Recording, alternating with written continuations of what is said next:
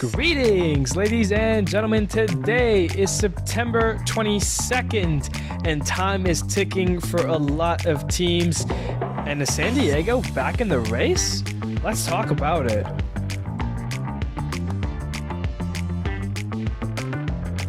Hello, everybody. My name is Steven. This is the middle of the order. How are we doing today?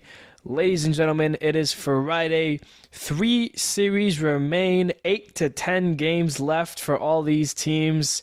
And we're almost down to the final week of baseball, and there is still so much undecided. And we have got a wild one here today. So without further ado, let's jump into our series recap.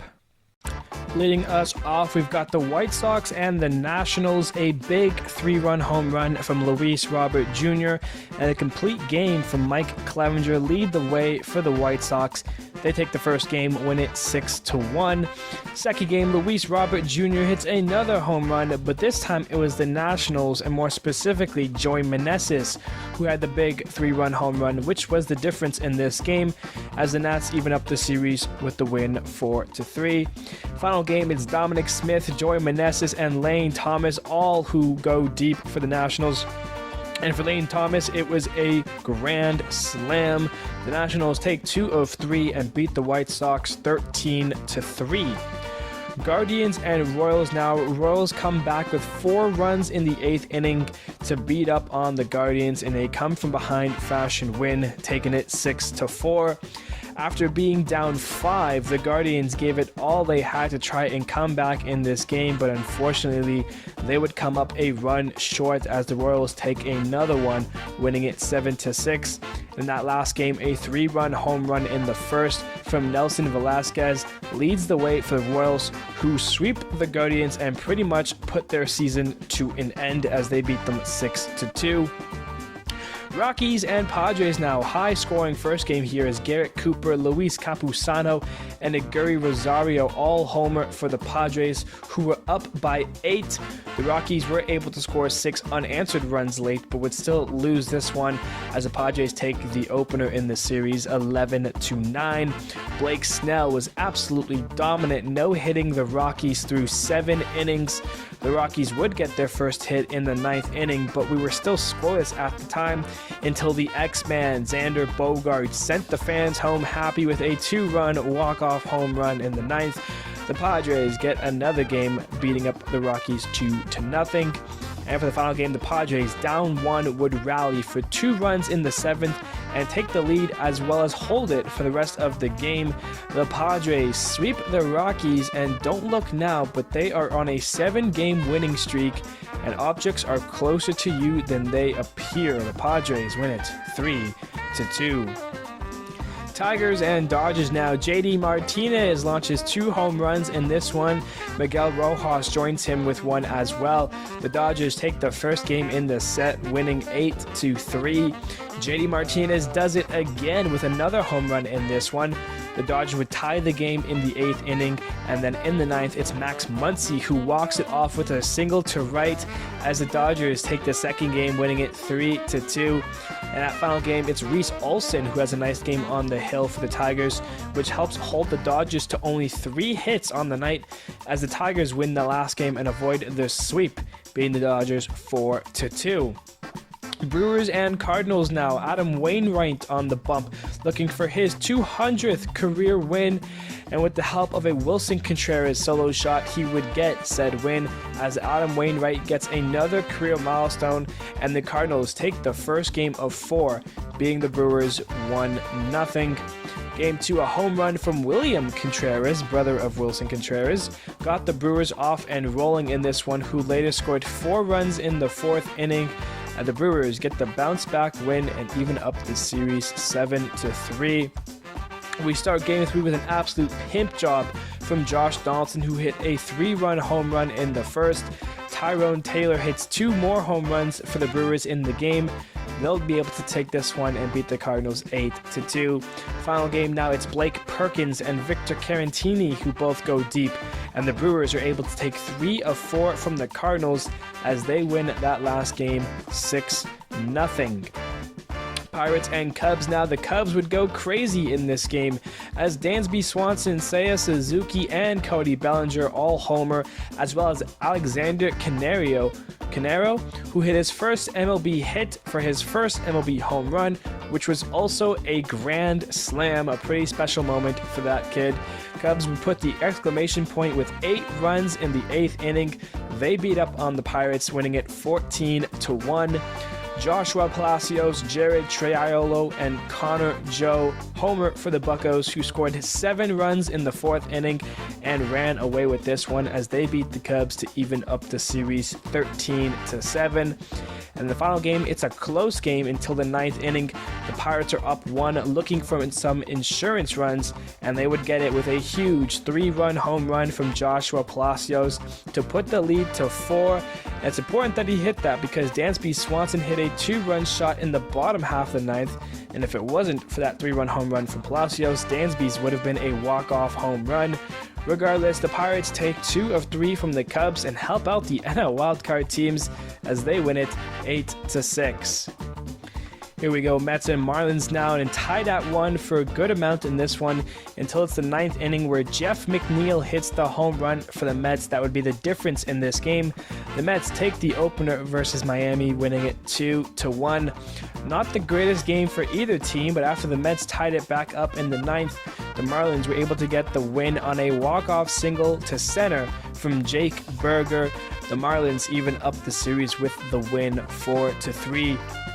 Last game, Mark Vientos homers twice in this game, as well as Brett Beatty and Brandon Nimmo, as the Mets do a favor for the NL Wildcard teams and take 2 of 3 from the Marlins, winning it 8-3.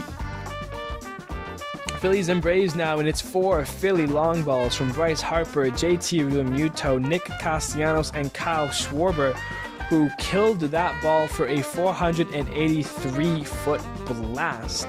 The Phillies take the first game against Atlanta, winning it 7-1.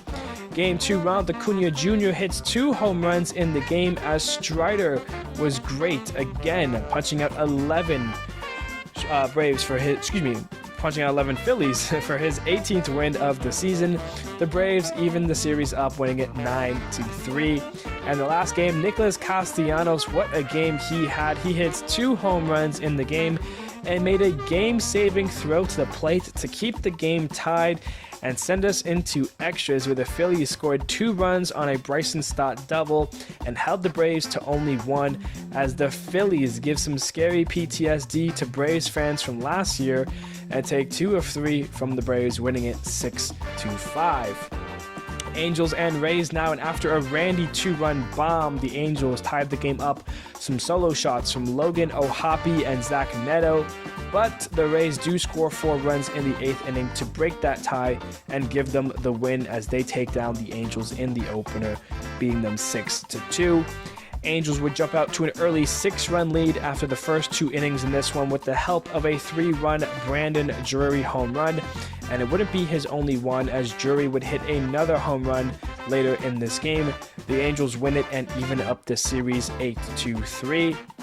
The Rays entered the 9th down a run in this one and would tie it up on an Isaac Paredes single, which moved the winning run to second, and then it was Manuel Margot who was the hero with the walk-off single to right as the Rays walk it off and take 2 of 3 from the Halos, beating them 5-4.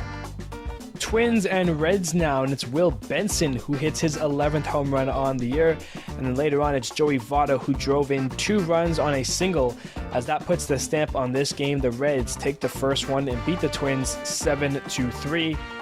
Kenta Maeda strikes out 8 Reds through 5 innings of work, and he and the Twins pen blanks the Reds, while Ryan Jeffers and Willie Castro go deep for the Twins, who win this one to even up the series 7-0. Last game, Hunter Green was incredible with 14 strikeouts, but the Twins would battle and enter the 9th down a run. They would score 3 runs and come out on top by 2. They hold the Reds. The Twins get the come-from-behind win after struggling versus Green and come away with the win in this game. They take 2 of 3 from the Reds, 5-3. Mariners and A's now. Jose Caballero's 2-run home run helps the Mariners as Brian Wu and the Mariners bullpen blanks the A's, leading the Mariners to that win in the opener 5-0. A 4-run 7th and a J.P. Crawford home run does the job for the M's as they are able to take the second game, winning it 7-2. Final game now, Dominic Canzone, Julio, and the big dumper Cal Raleigh all go deep as the Mariners do exactly what they need to do and sweep Oakland, beating them 6-3. Rangers and Red Sox now down 1 in the 8th.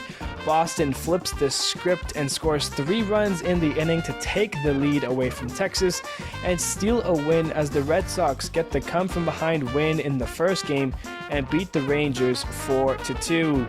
Adolis Garcia and Josh Young are back and healthy and contributing as Garcia hits his 35th home run of the season, and Josh Young would break the tie with a base hit to center to score the run that would end up being the winning run as the Rangers even up the series, taking it 6-4. And in the final game, Texas scores 6 runs in the second inning, which was the first of 5 straight innings where Texas put up more than 1 run in each inning. That included home runs from Jonah Heim, Mitch Garver, Josh Young, and Evan Carter as the Rangers take care of business, take 2 of 3 versus the Red Sox, and win 15-5. Blue Jays and Yankees now. George Springer's birthday, and he gives himself the best present yet. A leadoff Springer dinger. Bichette and Kirk both homer in the game as well, and the Jays take the opener in New York, beating the Yankees 7-1. The Yankees help out the Blue Jays by walking in 2 runs, and then Spencer Horwitz hits a 2-run single to put this game out of reach. The Blue Jays get another game in New York, winning 6-1. And the final game, a 3-run home run from Jake Bauers set the tone in this game as Garrett Cole pitched 8 great innings for the Yankees, who take the last game and avoid the sweep to the Jays, winning it 5-3. Giants and D-backs now, 2 games to determine the tiebreaker between these two, and the Giants just need to win 1. And after the Giants took a 2-run lead in the first inning, the D-backs answer with 5 runs in the first 2 innings. They would be in the lead for the rest of the game as the Diamondbacks are able to win the first game, beating the Giants 8-4. So the second game here is for the tiebreaker. Winner gets it. And Merrill Kelly pitches great in this game, only allowing a first-inning home run to Lamont Wade Jr., but the D-backs answer.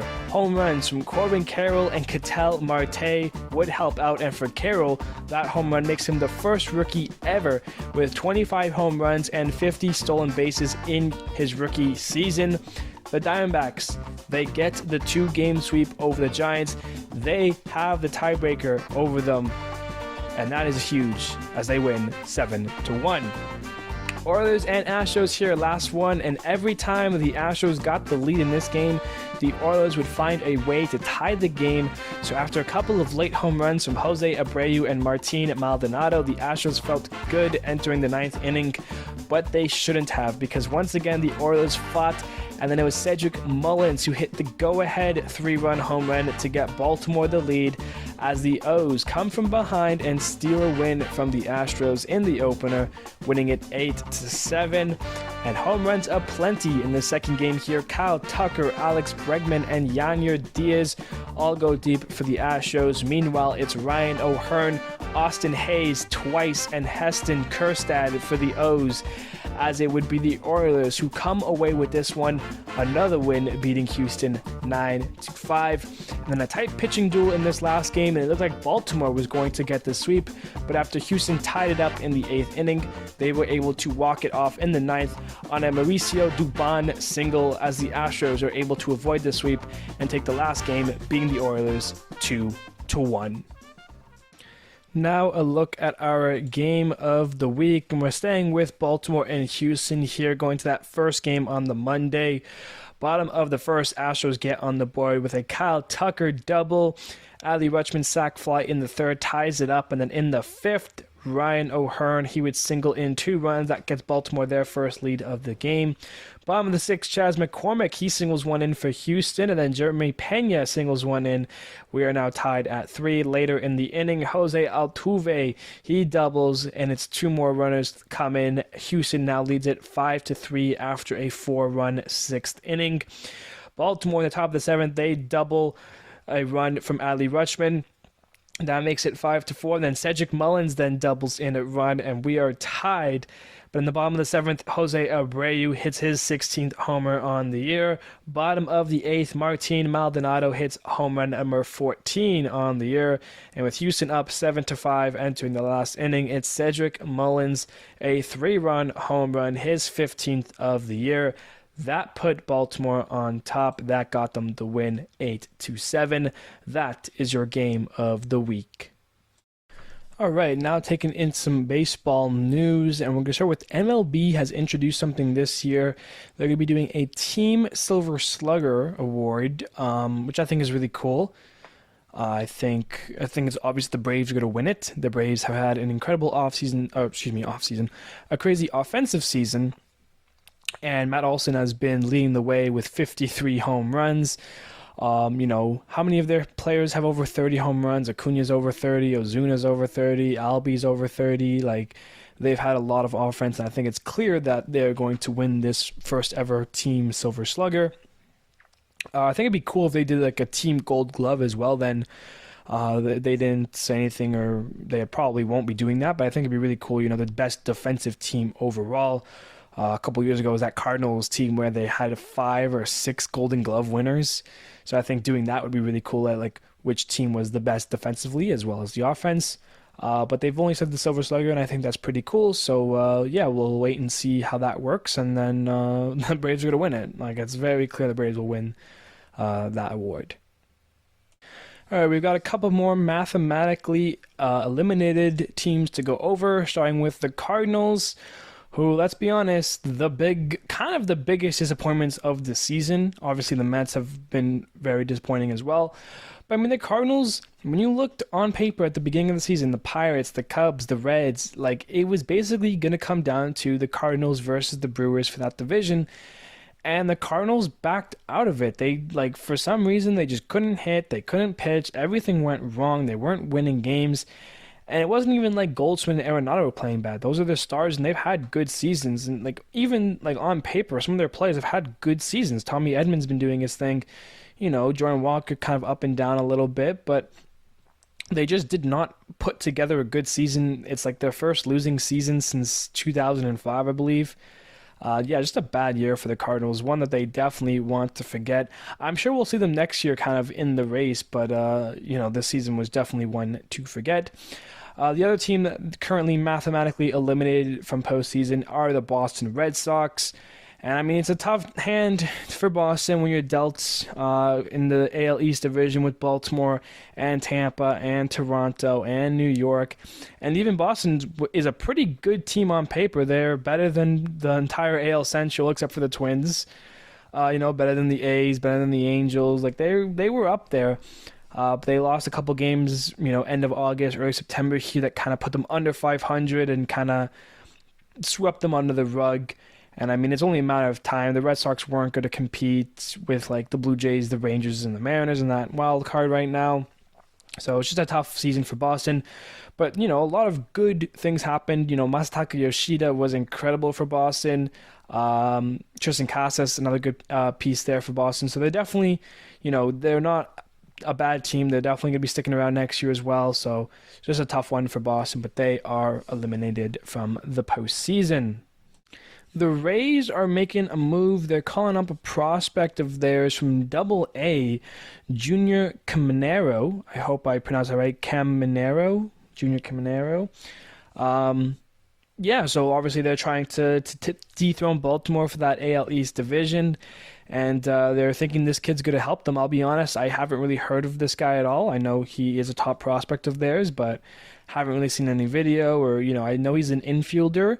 So we'll see how the Rays implement him in these last 3 series here, get his feet wet in the majors. So we'll see what comes from that. But the Rays are doing everything they can to kind of beat down on Baltimore. They have a rough 6 games left over the Blue Jays and then 2 against Boston. So only 8 games from Tampa left. So we'll have to see what they can do. All right, let's talk about this NL Wildcard a little bit because I don't know if any of these teams want to make postseason. This week, it was a golden opportunity for a team to take advantage. Miami lost 2 of 3. Chicago lost 2 of 3. Cincinnati lost 2 of 3. The Giants lost 2. And yeah, that's the bottom 4 teams there kind of competing for that last spot now, because Arizona is the only team that actually did something this weekend. Phillies took 2 of 3 from the Braves, which helps their case for first. Arizona, they took 2 from the Giants, so now they are kind of cemented themselves into the second wild card. They're 2 games up on that. So now you have the Cubs, Miami tied for that last spot, and then the Reds half a game out, Giants 3 games out. But I mean, it was a good chance that if one of the Cubs or Miami, if they could have swept their series or at least won their series, they would have been first and had, or like not first, but be in the last spot of the wild card for sure. Instead, they all lost 2 of 3. Arizona took advantage. Arizona got a big jump on these guys now, 2 games up, which, I mean, 2 games isn't a lot, but when there's only 9 games left, really, 2 games is a big difference to make up, and I think it's tough for some of these teams, and I'm going to be wondering how they're going to play going forward. The NL Wildcard race is tight and close, and I mean, San Diego is also right there, which is absolutely crazy to me. I think the Cubs and the Giants, though, need to wake up, because it's getting ridiculous. The Giants are 3 games back of the wild card now. They've lost their last 3 straight, the 2 sweep against Arizona. They threw that away. They needed to win one of those games, and they didn't, so they kind of just gifted Arizona the tiebreaker. The Giants only hold the tiebreaker over the Phillies and the Reds. The Phillies obviously doesn't matter because the Giants are 9 games back of the Phillies. They're not catching that up. So, I mean, the only team would be the Reds, and that's if Miami and Chicago, who are currently the 2 teams with the wild card right now, they both lose a lot this last week here. Giants and Reds win a lot, and then the Giants take down the Reds. San Francisco's road is getting tricky, though. They have 3 against the Padres, and now 6, well, technically 7, including yesterday's loss, by the way, to the Dodgers. I mean, the Dodgers, they have clinched the division. They're there, but they can still get first place from the Braves. So the Dodgers aren't going to just kind of make these games easy for the Giants. They're going to give what they have to give and try to do it. And, I mean, the Giants could have the tiebreaker over Miami. There's a couple implications there, but they would need to go 6-4 in their last 10, and they're already 0-1. So, I mean, who knows what the Giants could be. And for the Cubs, they got to wake up because they have been slumping hard. They've lost a bunch of series. They're 3-7 in their last 10. That's not great. They're 3-10 in their last 13 even. So if you want to expand it a little bit more, the Cubs have been losing games. They just lost a series to the Pirates. It's not good. I mean, San Francisco, though, has really fallen off. Not to say that the Cubs haven't, but the Giants are definitely the team that's like slowly fizzling away from this puzzle because, I mean, the Giants have lost 26 of 31, and they're under 500 for the first time in a long time, and I mean, that's not what you want from a team competing for wild cards. So, I mean, we're at a point now where the Giants, we can almost stop talking about them, depending on how this weekend goes for them. So now let's talk about the Padres a little bit, because they have quietly, stayed in this race from a very far distance. And right now they're on a 7-game winning streak, and they're having a series against St. Louis.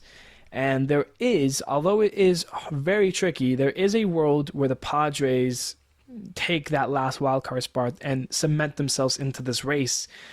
And a lot's going to need to go right for the Padres. So although there is a chance, it is still highly unlikely the Padres are in this. But let's just go off some hypotheticals, right? The Diamondbacks are 2 games above the wild card. The Padres are 4 games out of the wild card. So that means the Diamondbacks have a 6-game lead over the Padres, which means they're probably not going to come back from that. So we're just looking at the final seed here for the Padres, right? They have 9 games left, and they would need to, let's say, win, if they win all 9, if they end their season on a 16-game winning streak. If they do that, they would finish 84-78. That's the very obviously best case for them.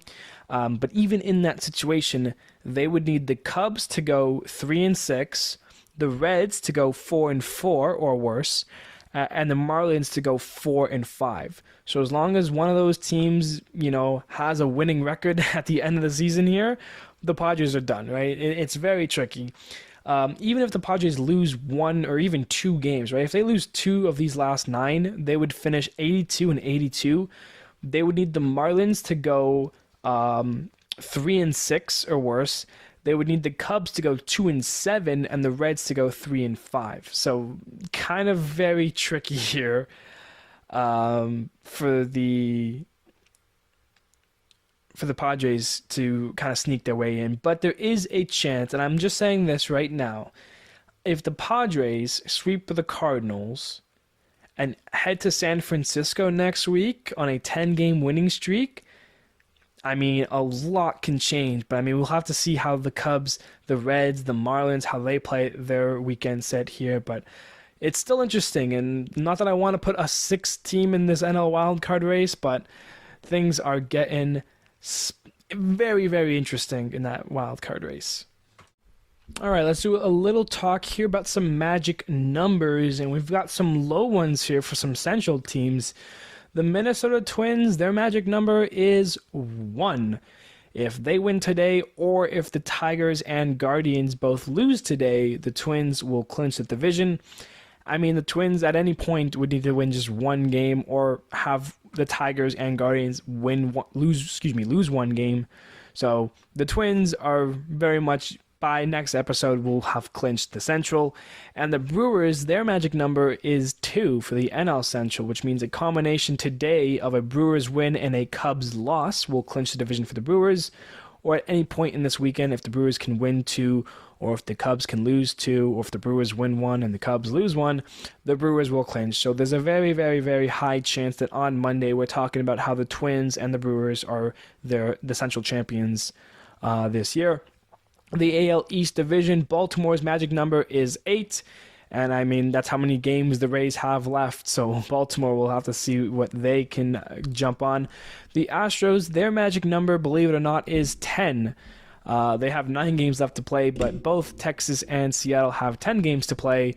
So we have to see how that will go for the Astros. I should look at their wild card as well. I haven't really done a lot of the wild card for the AL teams. I've been mostly focused on the NL wild card, but that AL West division, I don't know if the Astros and one other team tie for it, who would end up winning it. But their magic number is 10. The Jays, who are currently the 2nd seed in the wild card, obviously the Rays have already clinched.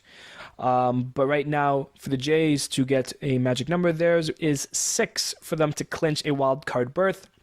And on the NL wild card, the first team there is still the Phillies. They're in the 1 seed. Their magic number is 5. And they're most likely going to be clinching a spot into the postseason. Which spot, I'm not sure, but we'll have to see how those games go out. But those are some magic numbers. All right, now let's dive into the hot and cold for the week. Starting with our hots, as always, Nolan Jones from the Rockies, 10 for 20, a double, a triple, a home run, 2 RBIs, 8 runs. How about 7 walks, an OPS of 1.430? The X-Man, Xander Bogaerts, and your surging Padres, 12 for 23, 3 doubles, a triple, a home run, 3 RBIs, 7 runs, good for an OPS of 1.412. Adley Rutschman with your O's, 9 for 19, 5 doubles, a home run, 5 RBIs, 5 runs, an OPS of 1.395. Jake Berger with that walk-off hit this week, 8 for 18, 2 doubles, 2 home runs, 6 RBIs, 5 runs, an OPS of 1.413. And lastly, Nick Castellanos from your Fightin' Phils, 8 for 21, 4 home runs, 10 RBIs, 6 runs, an OPS of 1.369. Moving on to the cold, we've got Ryan Noda from the A's, 1 for 16, 12 Ks. Randy Arozarena, 2 for 21, 13 Ks. Spencer Torkelson, 2 for 21, 11 Ks. Davis Schneider finally coming back to planet Earth, 0 for 15 with 7 Ks, a poor week from Davis there. And lastly from the A's as well, Shea Langeleris, 1 for 15, 9 Ks. That is your hot and cold. Now we have our outstanding performances, starting with Mike Clevenger. 9 innings pitched, 6 hits, 1 earned run, no walks, 7 Ks. A complete game for him, almost a complete game shutout if it wasn't for the Dominic Smith home run in the 9th. Hunter Green was phenomenal. 7 innings pitched, 3 hits, 1 earned run, 1 walk, 14 Ks. Kyle Bradish continues to have a sneaky good season for the O's. 6 innings pitched, 2 hits, no earned runs, 2 walks, 9 Ks. Kevin Gausman, 6 innings pitched, 3 hits, no earned runs, 3 walks, 10 Ks. Michael King from the Yankees, 7 innings pitched, 5 hits, 1 earned run, no walks, 13 Ks. How about your favorites for the AL and NL Cy Young Awards right now? Garrett Cole, 8 innings pitched, 2 hits, 1 earned run, no walks, 9 Ks. And Blake Snell, 7 innings pitched, no hits, no earned runs, 4 walks, 10 Ks. And lastly, the King, Adam Wainwright, 7 innings pitched, 4 hits, no earned runs, 2 walks, 3 Ks. He turns back the clock a little bit for his 200th career win. Congratulations, Adam Wainwright. Those are your outstanding performances. Now we'll take a gander at our stat leaderboard. Not much changes. Luis Arias' average up to 354. Acuna still leads in hits at 207. Matt Olson in home runs at 53, and RBIs as well for him, 132. Acuna leads in runs at 140. Soto in walks at 126. Back to Acuna for stolen bases at 68. The OPS is back to Shohei, who we know his season is done, so his OPS will stay at 1066. So unless someone like Seager wants to take over, that will be the leading OPS. For wins, it's Strider now with 18. Blake Snell's ERA is down to 2.33, still leads there. Strider leading in Ks at 270, and then Emmanuel Clase from your Guardians with saves at 42 for your stat leaderboard there. Now we'll take a look at the upcoming series for the weekend. Tigers at A's, White Sox at Red Sox, Mets at Phillies, Angels at Twins, Braves at Nationals, Cardinals at Padres, Rockies at Cubs, Diamondbacks at Yankees, Giants at Dodgers, Pirates at Reds, Brewers at Marlins, Royals at Astros, Oilers at Guardians, Blue Jays at Rays, and now the big one, Mariners at Rangers. All eyes are on this series for multiple division races. Not really multiple division races, the Wildcard race and the AL West race. We'll talk about that a little bit more shortly here. Now we'll take a look at the playoff predictor here. Our second to last one, I believe. We only have like one more Friday episode. I don't know what I'm going to do for postseason yet. Starting off with the wild card, the Rangers at the Twins, and it's going to be the Rangers being up on the Twins. Blue Jays at Rays, and it's going to be the Blue Jays. So a couple upsets there. Rangers at Astros and Blue Jays at Oilers. Some division matchups, and it's going to go to the favorites. The Astros and the Oilers win that. So the championship series of Astros at Oilers, and it's going to be Baltimore winning that and moving on to the World Series. On the flip side, on the NL, Marlins in the 6th seed and Brewers at the 3. It's going to be the Marlins who wins that one, and then D-backs at Phillies for the other one, and it's the Phillies winning that one. So we have Marlins at Dodgers now and Phillies at Braves. And that's scary for some Braves fans, and it should be, because the Phillies do beat the Braves. And how about the upset on the other side, the Marlins being the Dodgers? So a little bit of a 4 seed and 6 seed championship series. The Marlins at the Phillies, and it's the Phillies who beat Miami and their dreams there. And now for the World Series matchup, we have the Philadelphia Phillies at the Baltimore Oilers, and it will be the Philadelphia Phillies who are your 2023 World Series champions. That one could be very, very likely. All right, last thing on the all agenda today, it's the Mariners versus Rangers preview. And I mean, we've got to talk about a lot of things here. So far, the Mariners and the Rangers have played 6 games, and it's been the Rangers taking the lot of them. The Rangers are 5-1 against the Mariners this year. They have 7 games left. They have a 3-game series this weekend, and then starting on Thursday next week, they have the 4-game series to end this season. For the Mariners to get the tiebreaker against the Rangers, they would need to win 6 of these last 7, meaning, if Texas wins this series, then Texas will confirm have the tiebreaker over the Mariners. So the Mariners have a lot at stake here. Looking at the pitching matchups, we're going to start with Bryce Miller for the Mariners and Dane Dunning for the Rangers. That gets today's game underway. For Saturday, it's Logan Gilbert for the Mariners and then a to be determined for the Rangers. And on Sunday, it's Brian Wu from the Mariners and a to be determined from the Rangers. I'm going to assume it's going to be Jordan Montgomery and Nathan Eovaldi in those to be determineds. I could be wrong. I'm 100% expecting Montgomery to take one of those games, most likely the Saturday. If they want to push Montgomery to Sunday, which means Eovaldi would miss the series, so I don't know who they would start Saturday. But if Montgomery pitches a Saturday game against Gilbert, then I would expect Eovaldi on Sunday against Brian Wu. But that's how the matchup goes there. Both teams, Rangers and Seattle, currently tied at exactly 84 wins and 68 losses.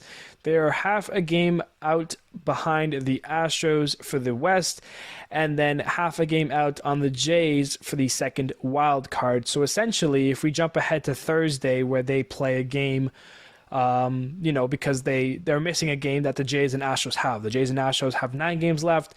Rangers and Mariners have 10. So let's imagine we're next week, let's say Thursday. Whichever team would win that game would be tied with the Astros for first, and then a game out for the loser. And then the other one would have the second wild card, while the Jays would have the third wild card, because both the Rangers and Mariners have the wild card tiebreaker over the Blue Jays there. Some good news for Texas over the week here. Both Adolis Garcia and Josh Young have returned from the injuries. That's going to help out the Rangers big time in this series, getting some great players back. Garcia's had a fantastic season, and Josh Young, if it wasn't for his big injury, he could have been in the race for the AL Rookie of the Year. Obviously, Young missed about 4 to 6 weeks. He hasn't really played since June, July. So it will be interesting to see how he's done. He had a good series, though, against Boston. Drove in the winning run in that second game. So, I'm assuming he's going to be playing to the top potential that he has. Speaking of some potential, I want to look at some X factors for this series and just in general. And the first one, if this guy's not your first X factor, you haven't watched Seattle games the past couple of years. The big dumper, Kyle Raleigh, he has a flair for the dramatic. His moments are huge. If you look at Seattle's kind of like postseason moments, clutching moments, Kyle Raleigh's always in the middle of it. He sent to the Mariners to the postseason last year. He clinched the Mariners spot with the walk-off home run against the A's. He's going to be a big factor. Expect him to hit a home run. He wants it. He loves it. He loves the moment. So Kyle Raleigh, definitely top of my list. Number 2 is going to be Adolis Garcia, obviously coming back from injury, but he has been, besides Semien and Seager, the best Texas Ranger player. That's a deep trio with Seager, Semien, and Garcia. And obviously Garcia is back from injury, so we're not sure how he's going to be playing, if he's got a little rust on him or not. He did have a home run in the Boston series, so I'm assuming he's going to be good, and believe me, in Texas, he's going to need to be great. That's going to be my second X factor there. Jared Kalanick, he played 6 games since coming back from injury. He missed a good amount of time, and he's now been playing some games, played yesterday. And, this was a guy, once top prospect, struggled after a stint of really good games. He hit the wall hard, was struggling, brought back down. He's come back up, and since then he's been very good, really up until his injury. And then, so now he's back. And this guy needs to play good. We remember the Mariners race, I believe it was 2021 or even 2022, one of those 2 years, where they were coming down to the Wild. Kalanick was a demon at the plate. He's a monster hitter. He's a good outfielder. he needs to go. So we'll see how that goes. How about Evan Carter? That's a name that I learned in the Blue Jays and Rangers series a couple weeks ago. This guy has been a difference maker defensively and offensively. He had his second career home run in Boston yesterday. And I mean, it's a young kid and he's trying to help out and he's doing the best he can. And he's been playing well. He's made a lot of defensive throws, saving runs. This is a guy that could be a difference in the series. And I believe it's the first time he'll be seeing the Mariners in his career. So we'll see how he takes the pitching there. And the last one for me, the biggest X factor, really, when you think about it, it's the Rangers bullpen. And I mean, when you think of Mariners and you think of Baltimore, right, these two teams have been clutch teams. They come from behind wins. They get walk-off wins. They love that stuff, right? And, the Rangers, their back-end bullpen has been worrisome. If you can't trust the guy that's walking out of the bullpen door, that's not a recipe for a win. And if you're Texas, you have to be able to do that. So the bullpen needs to be locked down. I'm assuming there's going to be a game at some point this week where the Rangers will have a lead, 4-run lead, 5-run lead. Things are all going good. They'll turn the ball over to the bullpen, and that's when Seattle's going to strike and come back in the game to win it. I just know it's going to be one of these games, and I'm just putting it out there in the world that the Rangers bullpen, unless it's going to be elite, is going to lose a game for Texas this series. That's how I see it. The Rangers are lucky that they're missing Luis Castillo. He's not going to be pitching in one of those 3 games. Castillo's pitched phenomenally for Seattle this year. I'm assuming he'll be pitching one of the games next week in the 4-game set, unless they get really lucky again and miss him, but I doubt that's the case. I mean, the last thing to mention here is the big stars, Corey Seager, Marcus Semien, and Julio Rodriguez. Who out of those 3 will step up the most? Obviously, advantage goes to Texas for that star potential. But Seattle's team, very good. Guys like Teoscar Hernandez, J.P. Crawford, even Mike Ford stepped up this year. It's going to be a great series with a lot of playoff implications at stake here. That is the preview between the Rangers and the Mariners here, and that is going to do it for our episode here. Thank you, everybody, so much for listening. I hope you guys have a wonderful weekend. I cannot wait to go through all these series on Monday to see what kind of implications have happened to our postseason standings. We've got 8 to 10 games left. I'm excited. Let's do it. Thank you, everybody, and I will see you guys on Monday.